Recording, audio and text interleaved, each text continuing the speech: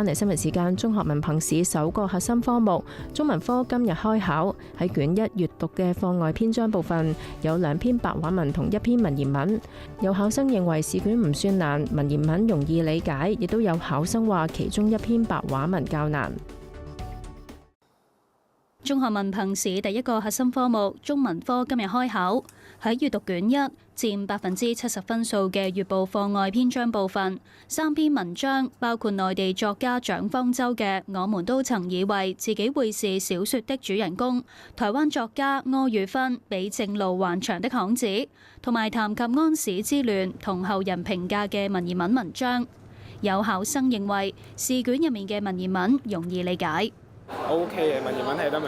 易理解嘅，啲字唔難。我覺得文言文還好，第1篇比較難，因為我覺得即係平時做議論文做得少咯，都係做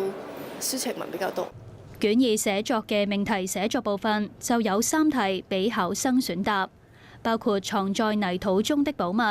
為不完美添色彩。另一條題目係談論對行事要量力而為，勉強沒有好結果，同埋要踏出舒適圈才可以突破能力的界限，兩者嘅睇法。有中學中文科老師認為今年2份卷嘅難度適中，不過閱讀卷粵報第1篇文章我們都曾以為自己會是小說的主人公，係學生比較少接觸嘅文章類型，當中亦都引用咗其他作品，作答嘅時候或者需要時間理解。佢哋會唔係好能夠容易掌握得到咧？究竟作者佢嗰個嘅感悟啊，或者佢透過呢個嘅描寫嘅時候，佢想抒發嘅嗰個感情，咁係會需要啲時間去思考一下嘅。咁同埋我估都係對於呢類型嘅文章，佢哋可能睇得比較少一啲咧，就會難啲去掌握咯。以往都會有一啲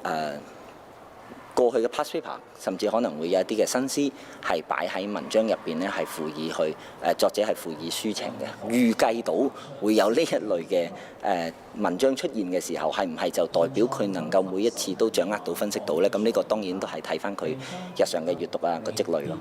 佢又話寫作卷嘅2條非議論文題目，考生發揮空間相對比較大。能唔能夠拎到高分嘅關鍵，就在於可唔可以為文章建立較好嘅立意。香港電台記者廖瑩雪報道。